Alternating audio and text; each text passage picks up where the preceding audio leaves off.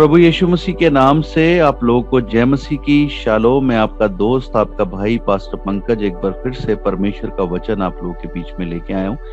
और जबकि आप इस वचन को हमारे YouTube channel serving people in need of fellowship पे सुन रहे हैं, सो मेरी आपसे विनती है, प्रार्थना है, अगर अभी तक आपने इस चैनल को सब्सक्राइब नहीं किया है तो कृपा करके कर दीजिए। साथ ही में बेल बटन दबा दीजिए और इसको शेयर करना मत भूलें। अगर कोई भी परमेश्वर का वचन आपको जो हमारे चैनल के ऊपर सुनने को मिलता है, आशीष मिलती है या कुछ सीखने को मिलता है, तो आप इसको जरूर शेयर किया करें। सो प्रभु आपको बहुत आशीष देगा। तो आइए आज के वचन को हम देखते हैं। और आज का वचन जो है बहुत ही इम्पोर्टेंट वचन होगा, तो इस वचन को आप कृपा करके पूरा सुने और इस वचन के द्वारा आपके कई सवालों का उत्तर भी मिलेगा और आपको परमेश्वर मार्ग भी दिखाएगा। सो आए हम लोग एक आयत को देखते हैं। हम पढ़ेंगे दूसरा पतरस उसका 1 अध्याय उसकी 10 आयत देखेंगे। 2 पीटर चैप्टर 1 वर्स 10 देखते हैं यहाँ क्या लिखा है।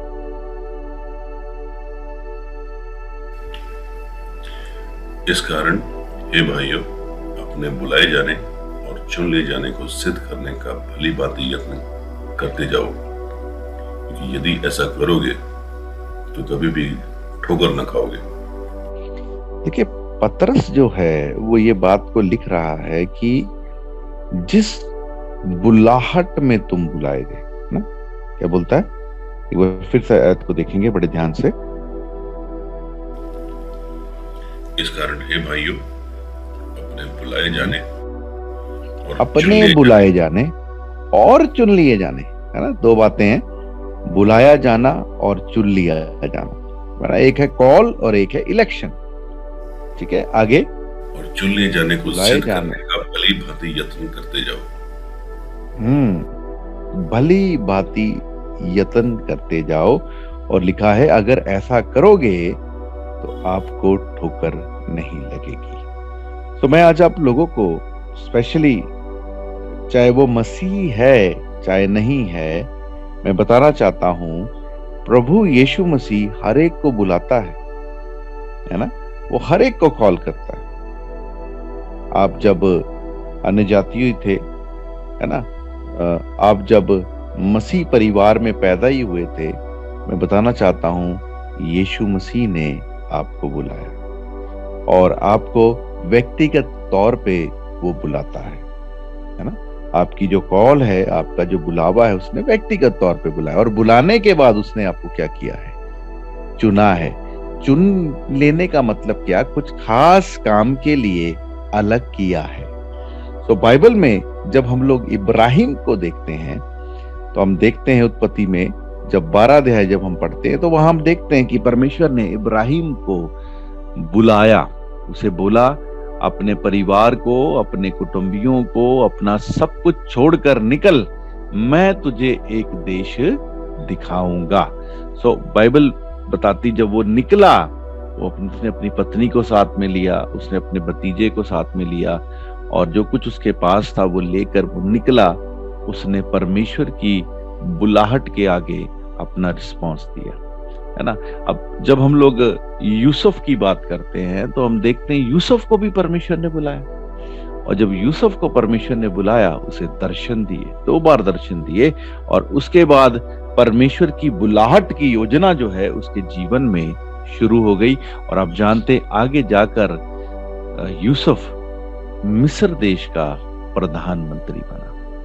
ऐसे ही दाऊद का अभिषेक हुआ, दाऊद को बुलावा मिला, दाऊद भी एक समय पे जाकर इजराइल का राजा बना। सो आज मैं आप लोगों को कहना चाहता हूं, आप सबके जीवन में परमेश्वर की एक योजना है, बुलाहट है, दर्शन है, लेकिन कई बार हम उस दर्शन में, उस बुलाहट में नहीं चलते हैं तो यहाँ जैसे पतरस कहता है कि आपको चोट लगती है ना। देखिए इफिसियों 4 अध्याय उसकी 1 आयत देखेंगे हम लोग। इफिसियों, है ना, इफिशियंस चैप्टर 4 वर्स 1 हम देखते हैं यहाँ क्या लिखा है। बड़े ही ध्यान से आज के वचन को सुनिएगा। मैं जो प्रभु में बंधुआ हुआ हूँ, तुमसे विनती करता हूँ कि जिस बुलाहट से तुम बुलाए गए थे उसके योग्य चाल चलो। हाँ, जिस बुलाहट से तुम बुलाए गए थे उसके योग्य चाल चलो। पहली चीज है, आपको पता होना चाहिए खुदा ने आपको क्यों बुलाया। मैं एक बात आपको यहाँ क्लियर करना चाहता हूं, चाहे आप एक विश्वासी हैं, है ना, जरूरी नहीं है कि प्रभु आपको एज ए पास्टर बुलाएगा, अपोस्टल बुलाएगा, प्रॉफिट बुलाएगा, इवेंजलिस्ट बुलाएगा, टीचर बुलाएगा। प्रभु आपको एज ए विश्वासी भी बुलाता है ना। हर एक का परमेश्वर के घर में, परमेश्वर के खेत में कुछ ना कुछ खास कार्य है।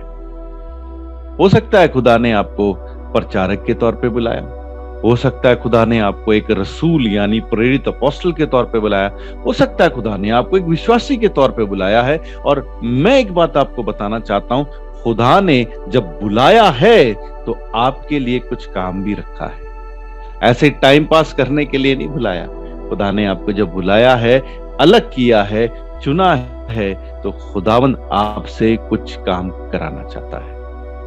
ये मत सोचिए कि प्रभु ने आपको as a pastor, as a प्रचारक, एज ए इवेंजलिस्ट, है ना, टीचर या प्रॉफिट अपोस्टल के तौर पे नहीं बुलाया।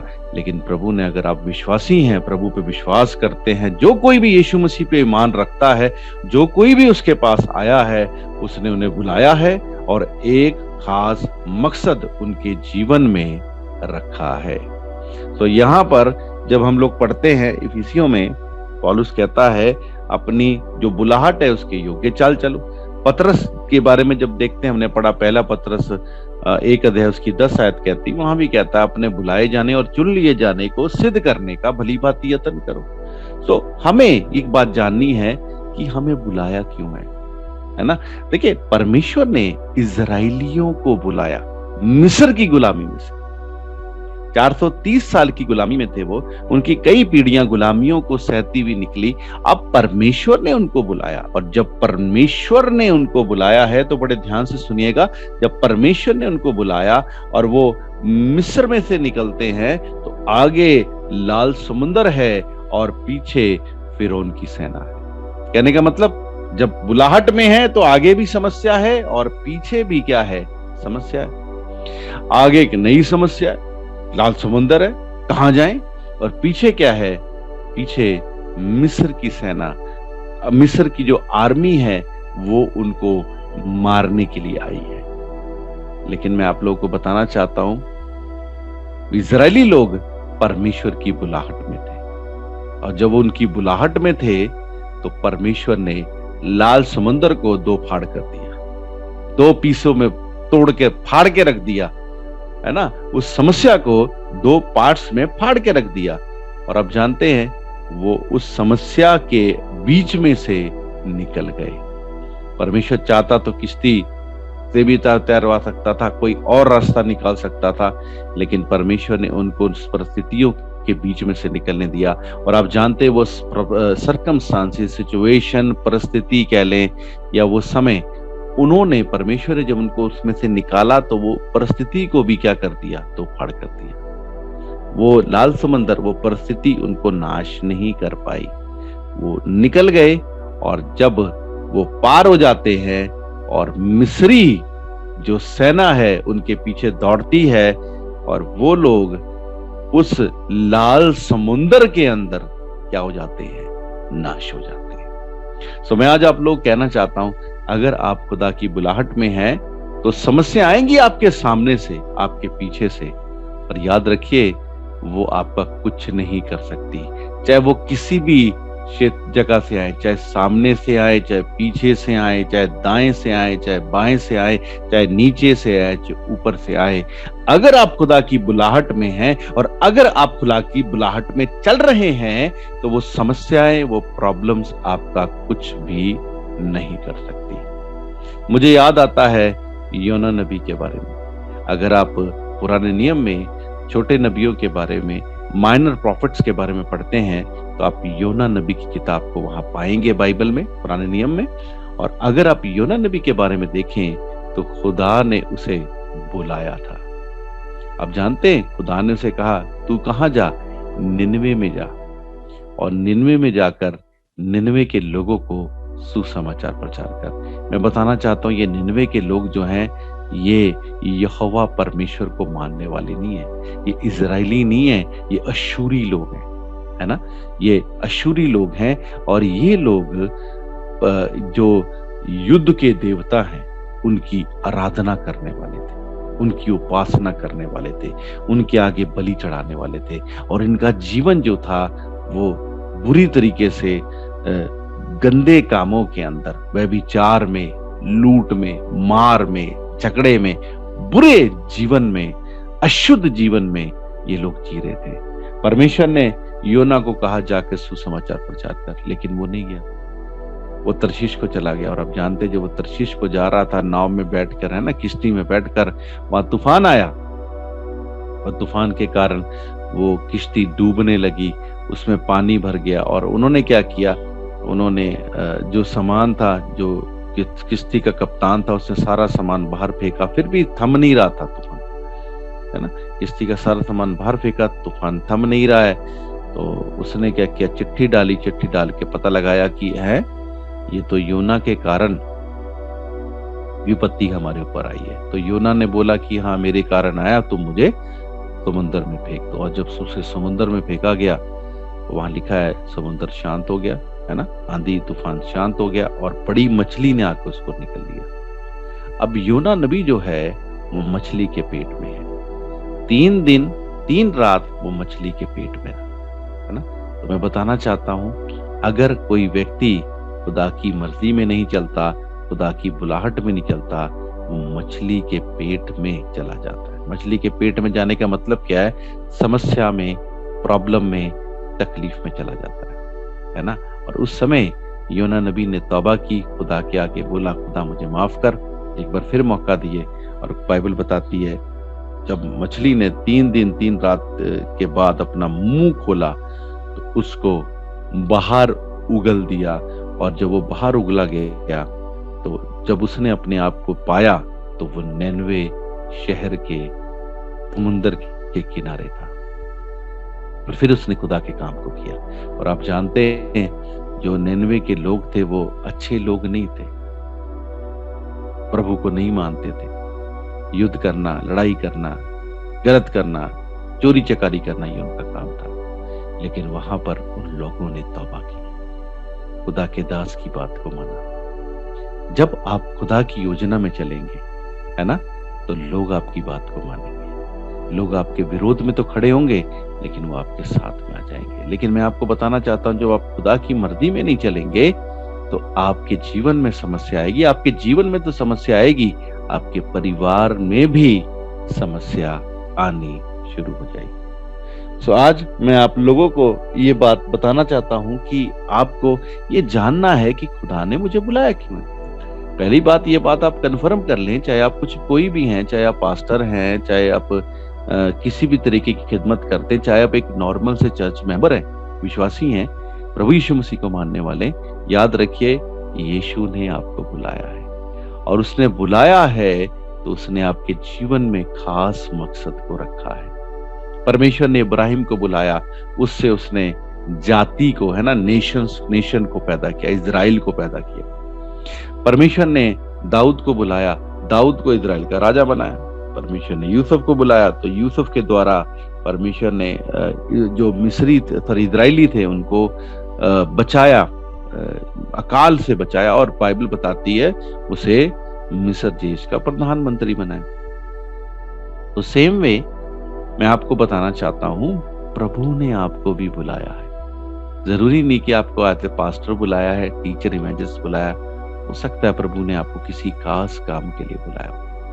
जो काम आप कर सकते वो कोई दूसरा नहीं कर सकता। लेकिन अगर आप पहले उसकी कॉल को जानेंगे कि उसने बुलाया है, और ये जानेंगे कि उसने आपको क्यों चुना है, और उसके अकॉर्डिंग काम करेंगे, तो मैं सच बता रहा हूं, समस्या आएंगी लाल समुंदर जैसी, बड़ी बड़ी, पीछे से भी आगे से भी, लेकिन वो समस्याएं 2 भाग में बढ़ जाएंगी और वो नाश हो जाएंगी।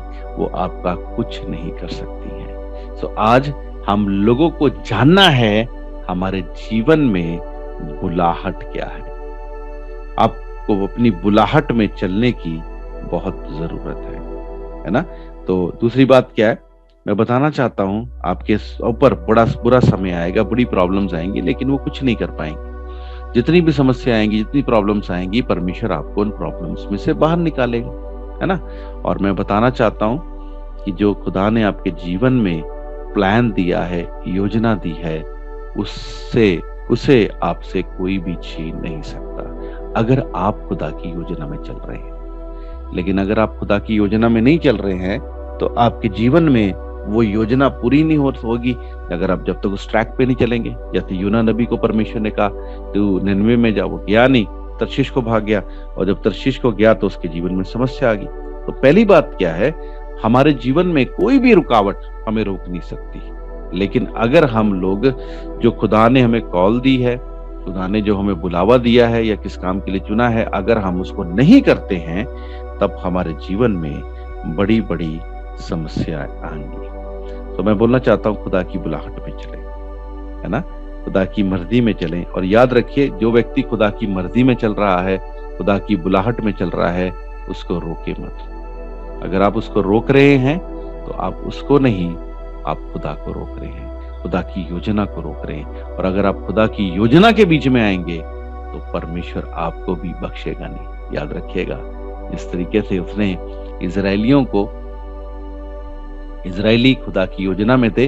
जो जो इजरायलियों के रास्ते में आए, आप जानते हैं, जो जो आए, परमेश्वर ने उन्हें बख्शा नहीं। तो याद रखिएगा, जो व्यक्ति खुदा की बुलाहट में चल रहा है, उसके रास्ते में बाधा ना बने, है ना, लेकिन आप उसका साथ दें। और अगर आप उसको साथ देंगे खुदा की योजना में, तो परमेश्वर आपको इसकी आशीष देगा। तो याद रखिएगा, खुदा की मर्जी में चलें, और हर एक के जीवन में खुदा की अलग अलग बुलाहट है। देखिए, यहूदा इस्करियोती को भी यीशु मसीह ने बुलाया था। वो 12 में से एक था, 12 को बुलाया, यहूदा इस्करियोती को भी बुलाया। लेकिन यहूदा इस्करियोती अपने दर्शन को भूलकर किसी और ही दर्शन में, किसी और ही बुलाहट में चल पड़ा।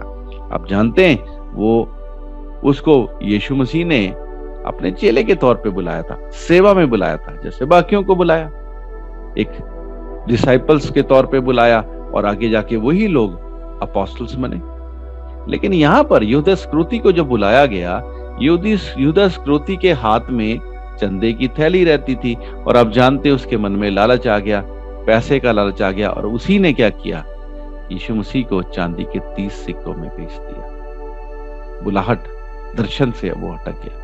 और आप जानते हैं, जब उसने ऐसा किया, यीशु ने उसे कुछ नहीं कहा, है ना, जब उसने यीशु मसीह को पकड़ाया। लेकिन बाइबल बताती है, उसने वो 30 चांदी के सिक्के जिनसे लिए थे, उन्हीं के आगे जाकर फेंक दिए, और बाइबल बताती है वो पागल सा हो गया और उसने फांसी लेकर अपनी जान को दे दिया। जब हम बुलाहट में नहीं चलते, हम बुलाहट से दूर हो जाते हैं, खुदा की मर्जी से दूर हो जाते हैं, तब हमारे जीवन में ये सब कुछ होता है। लेकिन मैं आप लोगों को कहना चाहता हूँ, आप कोई भी हैं, चाहे आप बुजुर्गी में हैं, चाहे आप जवान हैं, चाहे आप बच्चे हैं, चाहे आदमी हैं, औरत हैं, बिजनेसमैन हैं, नौकरी करते हैं, हाउसवाइफ हैं, चाहे कोई भी हैं, याद रखिए, यीशु ने आपको बुलाया है, और उसने कुछ खास मकसद के लिए आपको बुलाया है। कभी कभी परमेश्वर हमें बुलावा देता है ना। जैसे परमेश्वर ने जब इजरायलियों को मिस्र से निकाला, तो मूसा लीडर था उनका, है ना, और जो हारून था, हारून उनका याजक था, और जो यहोशू था, यहोशू उनका सेनापति था, फाइट करने वाला था, लड़ाई लड़ता था उनके लिए। तो ऐसे ही परमेश्वर ने हर एक को अलग अलग काम के लिए बुलाया। हो सकता है आप एक चर्च के मेंबर हैं, खुदा ने आपको किसी खास काम के लिए बुलाया। आपके पास प्रचारक है, तो हो सकता है कि आपको खुदा ने, अगर आपके पास ज्यादा पैसा है और आपके पास आप प्रार्थना करने वाले हैं, तो हो सकता है खुदा ने आपको प्रार्थना करने वाला बुलाया आपके पास्टर के लिए, चर्च के लिए। आपके पास पैसा है, तो हो सकता है खुदा ने आपको पैसे के द्वारा सेवा में मदद करने के लिए बुलाया। तो खुदा ने आपको सबको किसी ना किसी काम के लिए बुलाया है ना। तो उस काम को हमें जानना है, उस बुलाहट को हमें जानना है, और जब उस बुलाहट में हम चलेंगे तो मैं सच कहता हूँ आपको, आपके जीवन में प्रॉब्लम्स आनी बंद नहीं होंगी। मैं ये नहीं बोलूंगा कि प्रॉब्लम्स आनी बंद हो जाएंगी, समस्या आनी बंद हो जाएंगी, नहीं, ये सब बंद नहीं होंगी, पर ये आपका कुछ भी कर नहीं सकती। देखिए, रोमियो की पत्री में चलते हैं हम लोग, उसका 12 अध्याय, उसकी 6 आयत पढ़ेंगे। रोमन्स चैप्टर 12 वर्ड 6 पढ़ के देखते हैं क्या लिखा है। देखिए परमेश्वर का वचन यहाँ क्या कहता है, बड़े ध्यान से सुनिएगा। और जबकि उस अनुग्रह के अनुसार जो हमें दिया गया है, हमें भिन्न भिन्न वरदान मिले हैं। भिन्न भिन्न वरदान मिले हैं, तो जिसको भविष्यवाणी का दान मिला हो, वह विश्वास के परिमाण के अनुसार भविष्यवाणी करे। जिसको भविष्यवाणी का वरदान मिला है, वो विश्वास के अनुसार भविष्यवाणी करे। आगे, यदि सेवा करने का दान मिला है तो सेवा में लगा रहे। अगर सेवा का दान मिला है तो सेवा करता रहे। आगे, यदि कोई सिखाने वाला हो तो सिखाने में लगा रहे। यदि सिखाने वाला है तो सिखाने लगा रहे। आगे, जो उपदेशक हो वह उपदेश देने में लगा रहे। दान देने वाला उदारता से दे। दान देने वाला उदारता से दे। आगे, जो अगुवाई करे वह उत्साह से करे। खुशी के साथ करे। जो अगुवाई करे वो खुशी के साथ करे। आगे, जो दया करे वह हर्ष से करे। जो दया करे वो हर्ष के साथ करे। देखिए, खुदा ने हर एक को अलग अलग काम के लिए बुलाया। आप एक चर्च में जाते हैं, चर्च में कलीसिया में हैं, तो आपका कोई ना कोई खुदा ने पाठ दिया है ना। आप अपनी चर्च के लिए कोई ना कोई काम कर सकते हैं, और बाइबल बताती है आप सब क्या हैं, अलग अलग अंग हैं। आप सब मसीह की देह हैं। और आंख, हो सकता है कि आप आंख है ना। आंख जो है वो मुंह का काम नहीं कर सकती, मुंह जो है वो हाथ का काम नहीं कर सकता। सबको खुदा ने अलग अलग काम दिया, लेकिन आप हैं क्या? आप सब बॉडी ऑफ क्राइस्ट, मसीह की देह यानी कलीसिया हैं। सो याद रखिएगा, खुदा ने आपको बुलावा दिया है, और खुदा ने आपके जीवन में कोई खास मकसद रखा है। उसको जाने, उसके अनुसार काम करें। अगर आप बुलाहट में चलेंगे, आप खुदा की योजना में चलेंगे, तो सच बता रहा हूं, आपके जीवन में आनंद और शांति की कोई कमी नहीं होगी। परमेश्वर आपको बहुत ब्लेस करेगा, आपको वो दुनियावी तरीके से भी बरकतें देगा, और रूहानी यानी आत्मिक आशीषों को भी आपके जीवन में देगा। तो अपनी बुलाहट को पहचाने, बुलाहट में चले, किसी के ऊपर विश्वास ना करे, किसी के ऊपर भी भरोसा ना करे, किसी के ऊपर भी निर्भर ना रहे। अगर विश्वास करना है, भरोसा रखना है, अगर निर्भर होना है, तो खुदा के ऊपर निर्भर हो। खुदा आपके लिए सब कुछ समय समय पर मुहैया करेगा। तो आज मैं आप लोगों को उत्साहित करना चाहता हूँ ये बात कहकर, अपनी बुलाहट को पहचानें, और आपको क्या काम करना है उसको जानकर करें। सो परमेश्वर आपको बहुत आशीष बरकत देगा। सो आइए अपनी आंखों को बंद करें हम लोग, और खुदा के आगे प्रार्थना करें, क्योंकि कई बार हम लोग जान नहीं पाते खुदा ने हमें बुलाया क्यों है, खुदा ने हमें चुना क्यों है। हम ऐसे ही चल रहे हैं, ऐसी चर्च में जा रहे हैं, ऐसी प्रार्थना में जा रहे हैं, ऐसी प्रभु में चल रहे हैं। कितने साल हो गए? 10 साल हो गए जी। कितने साल हो गए? 20 साल हो गए जी। कितने साल हो गए? 2 साल हो गए। समझ ही नहीं आ रहा कि जा रहे चर्च, आ रहे जा रहे, आ रहे जा रहे, आ जा रहे, आ रहे जा रहे, भाई यही कर रहे हैं। लेकिन हम जानते ही नहीं कि खुदा की बुलाहट क्या है, खुदा ने बुलाया क्यों है, और खुदा ने चुना क्यों है। सो आइए अपनी आंखों को बंद करें और सर्वशक्तिमान को कहें, प्रभु यीशु, महान परमेश्वर, हम आपके वचन का सुना है, और हम चाहते हैं प्रभु कि अपनी बुलाहट को हमारे जीवन में प्रकट करें। हम जानते कि आपने हमें बुलाया है, आपने हमें क्यों चुना है, इस चीज को हमारे जीवन में प्रकट करें। पवित्र आत्मा आप आए और हमें